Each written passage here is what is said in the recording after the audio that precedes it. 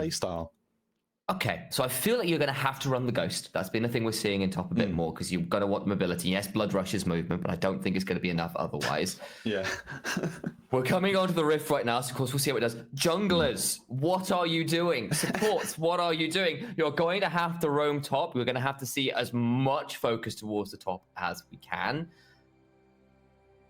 I feel Hullbreaker is probably not a bad thing to have on Draven. So there's a world where you just hit a point of like Immortal Shieldbow plus Hullbreaker, and you can just sort of laugh your way through lifesteal tanking through everyone who tries to jump you.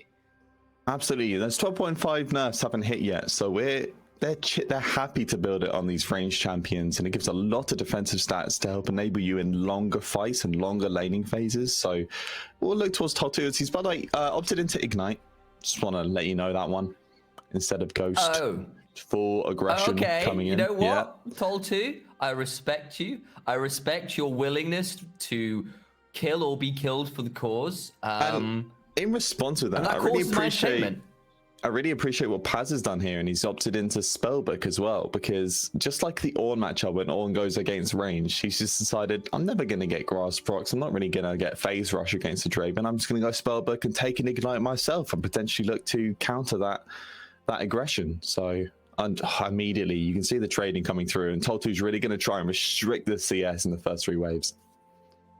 All right, you can see both junglers here as well, clearing towards the top lane. You can see where the AI has mapped out the power spikes. Paz is going to take a lot of autos at these early levels, forced off wave without the half HP, and I just don't think you can touch this wave. You've got to wait for it to get shoved in and then use the decimating strike because you're just having no fun otherwise. The only thing I'll say now thinking about it is, with the stand aside, I think you can probably knock Sion out of him charging his decimating strike. So I'm not even sure you're going to have that as a trading tool as easily. Well, when it gets disrupted, it actually gets him put on a reduced cooldown. So it's going to be the opportunity, even if he doesn't get that first Q off, maybe he'll be able to find a second one. But yeah, I mean, it's a good point to make. And I'm worried for Paz in terms of how much he'll bleed in the early game. Because obviously once are here and Swamp, maybe they're able to find leads either way, but right now, and if these junglers can't touch this lane, Paz is going to be suffering quite a bit, because you see this wave shoving. It's only going to get worse from once this wave crashes on the turret, unless ones can make it in time. I wonder whether you have to actually max the Soul Furnace as well, as once comes round, he's going to be off vision. This is just a straight up gank. You should have known this was going to be a thing. Tol2's going to try and get the kill anyway with the Ignite. Flash, surely he's going to come through and he won't even use it. He dies. The stacks are gone. Paz has burnt Flash, but that is a very simple gank on what should have been a very obvious play. And it's a very big win as well for Paz. All of this CS that was being shoved in that he was going to be potentially losing to the pressure from Tol2 gets completely reduced. He gets to pick up the CS for free. Because Tol2 opted into the Ignite, he now has to return to a lane where that wave is going to be slow pushing back in. This gives Paz the time to reset, pick up some defensive items, and look towards TPing back into lane. So Swamp does at least manage to steal away the Raptor camp that once skipped to try and cheat the timing there for Tol2. And he does get to come back to lane, not lose too much yet, because at least the wave was shoved in. That said, it's still first blood onto Viego. It's still some stacks that have gone down the drain. At least it wasn't after like 5 minutes, something when you've really put the stacks down. But that is not what you want to see if you're pulling out the supreme spice of a Draven top lane. It's maybe not those first 3 levels I think are really pivotal for range versus melee matchups, because now he's got a Ruby Crystal. I mean, maybe he'll suffer even more. It depends what the Draven opts in to build. So build's going to be quite exciting, because Draven's got a couple of builds. Whilst Crit is obviously the common one, there's a lethality build that pops up every now and then. And when you look at the comp that he's playing against, other than the Scion, it's actually a rather squishy comp that he's looking towards. Maybe he finds the opportunity to go into the Eclipse build that some people have been really eager to play into. Completely agree. That's definitely a thought. It might not make the best for the side laning, but bluntly, that might just not be the angle. The angle might just be, I'll get as much free stacks as I can off this top lane, and then I'll convert it into blowing people up as NT's just roam top. We talked about this already. He's going to be here with the Nautilus. Tol2 completely left out to dry throws to stand aside. Still not going to be enough. NT will help Paz secure another kill, and Tol2 is dead in as many moments again. Twice now he's fallen to ganks and roams. And Paz should be setting up a little bit of a freeze here as well. He thins out that wave just enough to get a reset in. This wave's going to slow push back into him afterwards. So Toltu's in a really tricky spot at the moment. Whilst he still does a flash gang coming in mid. Jet is going to have to try and flash away. He'll get devastating charged backwards, and that is AXIZ on the board. They get a kill onto Mega Man. They get the flash out of Jet, who's already burnt the teleport. So this might actually give them a little bit more free reign to look into invading things like the Krugs. So not a bad response there from AXIZ, and a necessary one, considering things had started to fall apart a little bit. And in fact, they might even look to potentially set up for a dive here onto Paz. The Ignite will be back up. This is potentially doable. I wonder if they got spotted on those initial minions there as they're starting for the dive now. There's a devastating charge chained up. There's no teleports. This will be just a straight dive. Knocked out of the devastating, the decimate, rather, by that stand aside, rather. And it's not, unfortunately, the Draven that picks it up, but they do kill off the Draven, and sorry, not kill the Draven, kill off the Scion, rather, and make a little bit of a response up there. Will allow Wands to get in and steal some Wolves, though. Won't really be able to get onto the Gromp, I don't think, though. No, maybe not. I mean, he does have the priority with mid-wave, so even after this, well, Swamp hits level 6, that won't be happening. No skirmishes yet until he hits 6 himself. Whilst that top lane dive comes in, so we've seen 2 ganks against Tor and 1 gank for him. Actually, in his favor, he's still got a 10 CS lead. I mean, that's just the nature of range versus melee matchups.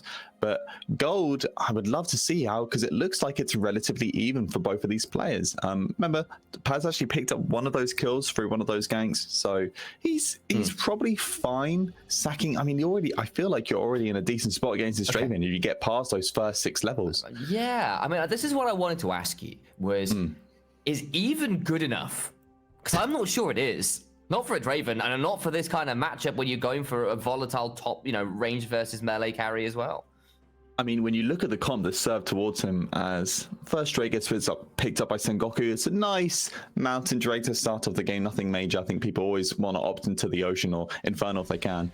When you look at the comp that's serving this Draven, even if he comes into mid-game, even if he has some stacks across the board, this passive is also a fantastic mid-game spiking tool. If he can come in, pick up a single kill off a fat load of stacks that he's managed to get against a farming Scion, maybe considering the comp and the ease of which it can serve up skirmishes, this could be a contributing factor towards Toll maybe hitting a mid-game spike, and then that being a point for this team to suddenly roll ahead with some very heavy physical damage from an AD carry. All right.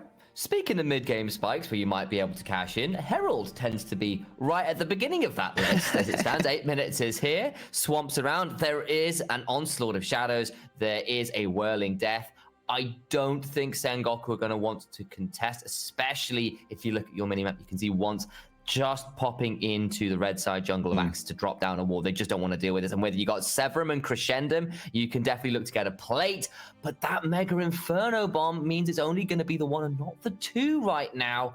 The joys of global wave clear ultimates. And I really like the priority on this Herald, because with Ziggs, it makes first turret such an easy tool to pick up. I'm hoping we see Swamp rotate down to bot side as quickly as possible, because when you combine it with a satchel charge, it can lead to some very devastatingly quick first turrets, and they can really open up for some lane swaps, get Sanctuary into mid lane, or better still, get Toll 2 in a lane where he can play to multiple skirmishes as the unstoppable charge. Okay, well, that is the Scion Express coming into the station at top lane. Won't be able to pick up an additional passenger there, though, and Toll 2, rather. I was going to say Dicey, that's very much the wrong player. Does not decide to board that particular bullet train. He does hold the freeze, though. So going to pick up a little bit of CS is just... Oh, yeah. He's fine. Okay. He's fine. There's no solar flare. Not yet. Oh, Dicey might not want to think about this one. Speaking of potential people coming to be picked, and that's NT and Dicey knowing exactly where each other are right now. Or not knowing at all. Yeah, but they both put a ward over the wall and went, wait, that other person's there. Can I actually do this? Yeah, exactly. They know that ward's there. They can't do much about it. There's no Scryer's Bloom, so Swamp will clear out this control ward.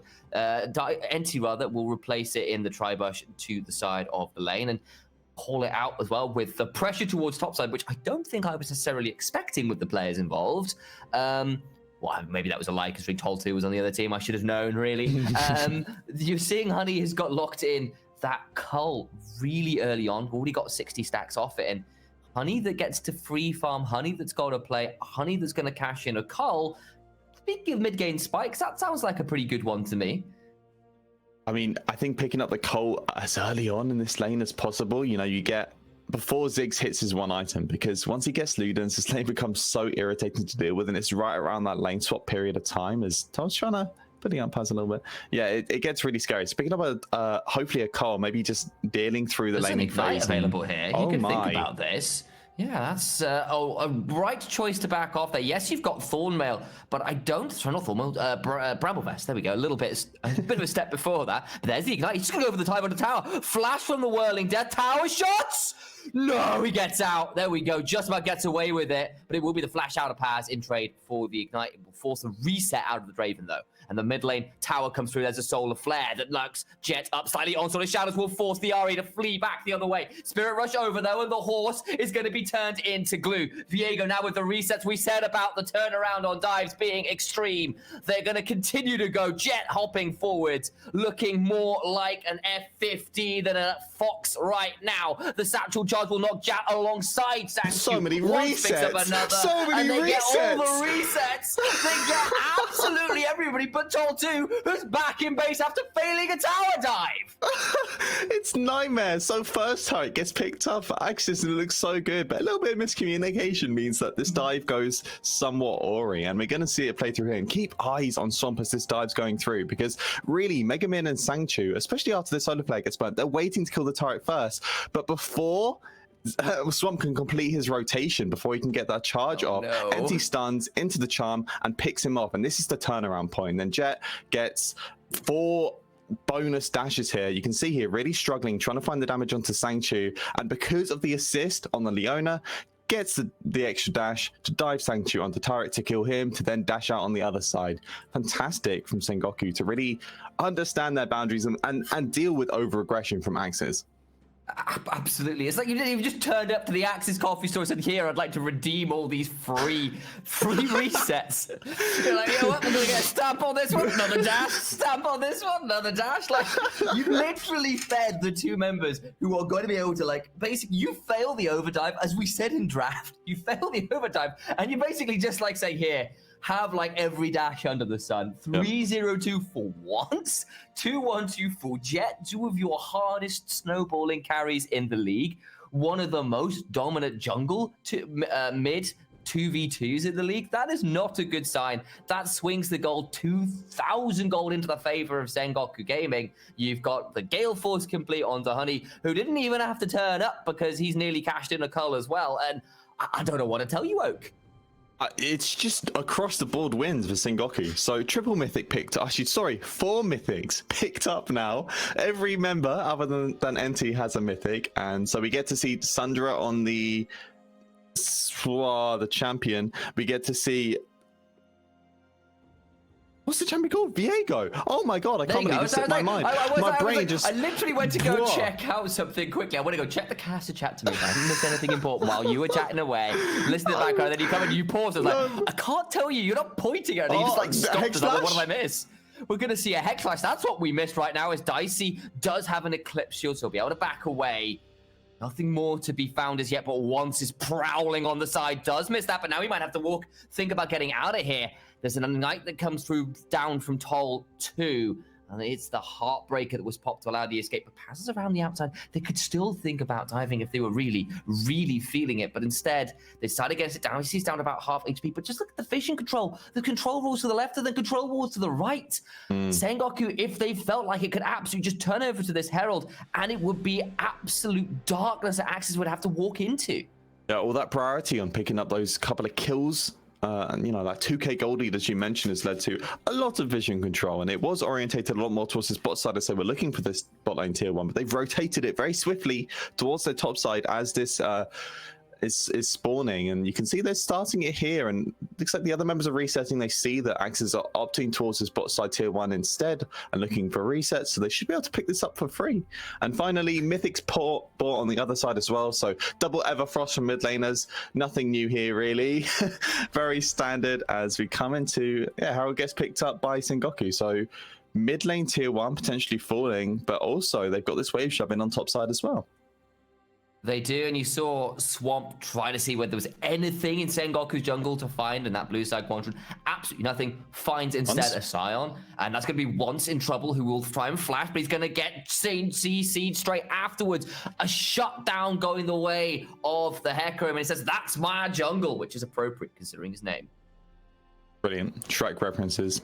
You know, kids nowadays, oh, I can't be talking, Toes caught out on boss kids side. These days are looking for tower Daves, Oak, is what they're doing, but that's a massive whirling death. Won't quite find the execute, though. Oh, that would have been the worst thing to have possibly happened, but Honey's coming over, could maybe look to turn this around as a binding eclipse, and does Wave, doesn't even need it. And does get the kill. Honey, I shrunk the health bar. It's my reference every time. That's awful. I'm going to use that, thank you. Thank you. Oh, the TP comes in mid, but he still has a satchel charge. He's going to pick up the turrets. Oh boy, that's Dicey and Jet about to find themselves in a 2v2. Make that a 3v4 as Once, NT, and the Hecarim turn up to make this one happen. That'll be the run behind Mega Man is here as well, because Swamp get out alive. Toll 2 still dead, not around. Honey now looking to see whether he can find the damage. He will have a Moonlight Vigil. He'll find an auto into the Binding Eclipse. He's going to throw out a missed Moonlight Vigil. Hexcase to try and escape. Once comes flying through. Mega Man going to try and fly his way out with a blast going, but it's slowed down enough by the Gravitum autos to allow him to be claimed. It will mean mid lane falls as well, and Sengoku find the better trades here across the map. Actually, looks like mid lane doesn't fall on this wave, most likely falling on the next one, as we see Sengoku taking this to completely sweep out the vision through top side, as well as hopefully get some early rotations towards this Drake. Now, we do see a late recall from Paz combined with them, so they're not opting to this mid lane turret. Instead, I'm assuming resets will be coming in swiftly to try and get on this dragon. Under a minute timer on it now, and yeah, those two initial kills were fantastic to continue this golden. You see this here. Sang-Chu really desperate to pick up this turret. They get the satchel charge off, but it means he's missing his mobility for this fight. Dicey flashes in front to protect him, but at this point it's already doomed for the side of AXIZ as they get outnumbered, and even with the realm warp coming in, you can see on the side unable to find the successful fight. A lot of disengage options come in, but because specifically Honey has the Gravitum, they have so many easy pick-off points, and they pick off Mega Man here. A lot of summoners are burnt. Even if the ults miss, it doesn't matter. You've got the damage on the board, and they pick up Mega Man. Yeah, unfortunate stuff there for the side of AXIZ.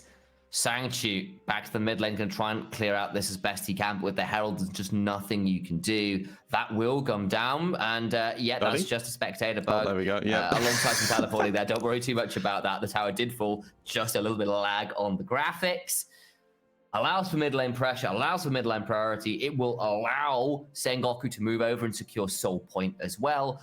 Just look at those items right now. It's a Magi second for Ari. Nymera will be best pleased. He believes it should happen every game on Ari. And you can sort of see why when Sang-Chu gets taken down to practically no hit points, and they're going to try and turn this around anyway. The onslaught of shadow is good, but they can't secure anything. Dicey falls down. That will be a body reset for ones who can start using Leona's kit. They will finally get a cash in, and it's a shutdown to boot as Toll 2 gets Ari but dies in trade. Now Paz can think about hopping forwards and have to bring the energy back down, because all for all that they picked up a kill, and it is for the Draven. They still go down the additional member. They're still down the Soul Point.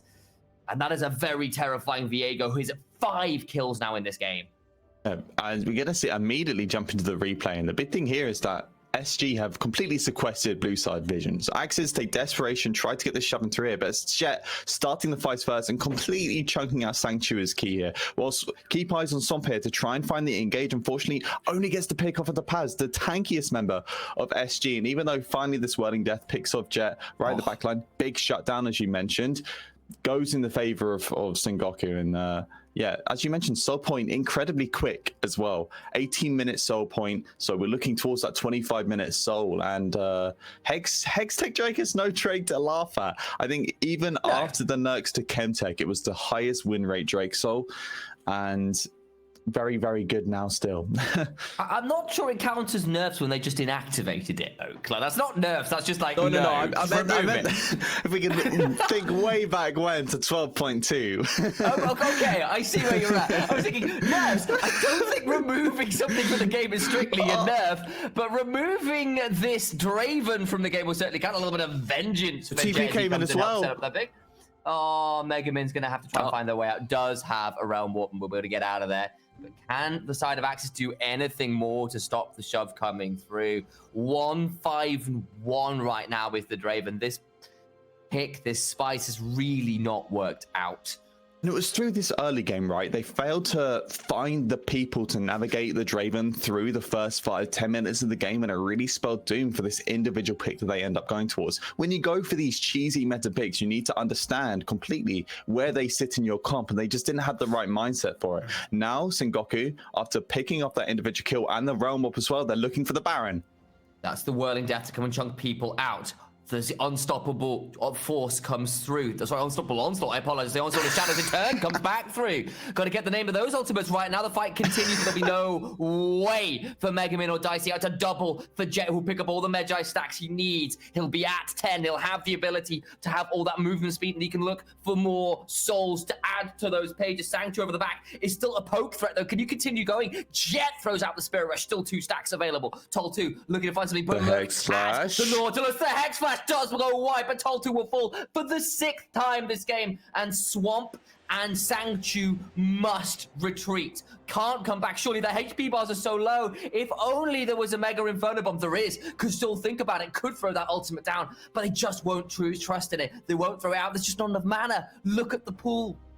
It also came up literally just a split second after that Baron was taken, so Sanctuary in no position to contest it. Such a shame for this team, and fantastic calls here from Sengoku to repeatedly use this Baron to force AXIZ into them. They know they can't take the 5v5, so they pick up one individual member. You can see a Swamp desperation play to try and get a successful fight, but these two, the kill onto the rise, and we see Toll2 again aggressing too far forward. And look at Sanctuary's mana right now, unable to properly affect this fight because he's playing with such a limited pool here. And whilst he's getting a couple of Qs off, this lack of vision combined with his lack of mana means that Toll2 and Swamp are basically playing by themselves without any engaged tools.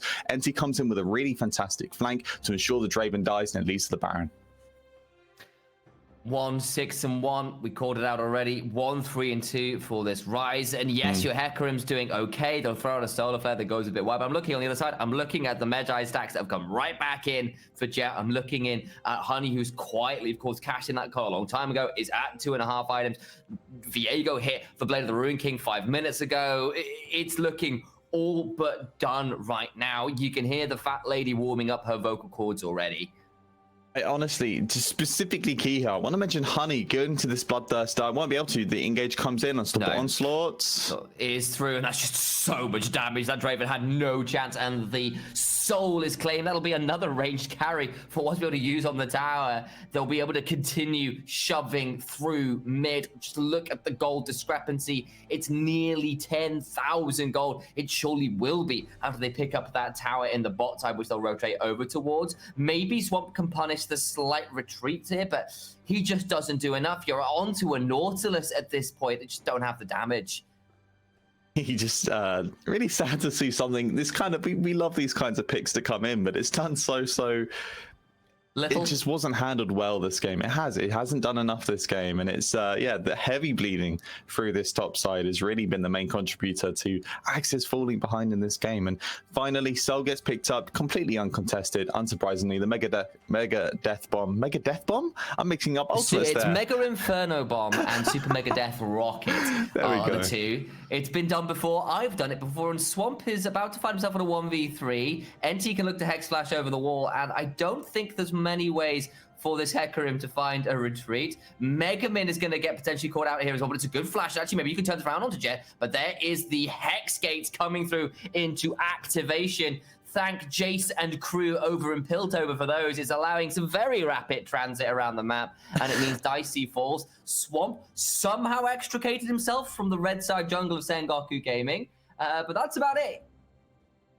Yeah, I mean, one member still gets picked off. His Tol2, I think, is also caught. Oh, he could be looking for it. You're 2 levels down. I don't think you win this. Listen, Gelfos, you do not win this. That is chakrams. That is Sengoku crescendum.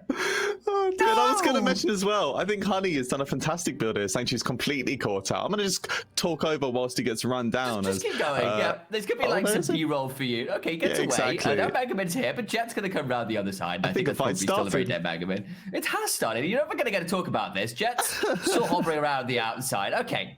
Go. You've got like 10 seconds. Be quick. He's built BT, and it's really good because you look at the damage coming out from AXIZ, and especially with the Straven being so far behind, it's not plentiful, is it? To be honest, and this really enables him to find a lot of success in these longer fights and to find really good duels like we saw in the top lane. They're trying to siege out this tier 3. In the top side right now. I feel like he could have had any other second item there that is vaguely damaging, and the result would have been very similar. I'm not sure whether Bloodthirster was a deciding point. Yeah, no, of course. I see your point. I see your point. I completely agree with it. I'm just also aware that this is a very sad Draven who is a whole item behind. There's a lot of words here. It's not really a League of Draven so much as a sort of like League of Draven supporters. Like Draven's anonymous, like, hi, I'm a Draven top lane player. I'm here to disrupt this game. Yeah, that's basically it. What is my purpose? Disrupting Sion-Q. Oh my god. Right, well, coming through. Everyone's going behind. It's time. It's a last attempt. Icy goes forward, gets knocked up. There's a charm coming through. They might finally get a kill, but Enti has still got a stopwatch. And now the resets can start potentially coming through. Jet gets one, pulls out another charge. The ensemble onslaught continues forward. That's the onslaught of shadows in turn, but it's still going to be a triple kill for Jet, who is continuing to hit about Mac. 5 in this game, 22 kills to 4. It is an absolute slaughter, and Sengoku Gaming will move towards second in the standings. A clean ace coming out from this team. We expected it. The early lead they found punishing this Draven was also supreme. They play off it perfectly, but a fantastic, as you mentioned, to continue their placement in second place. And now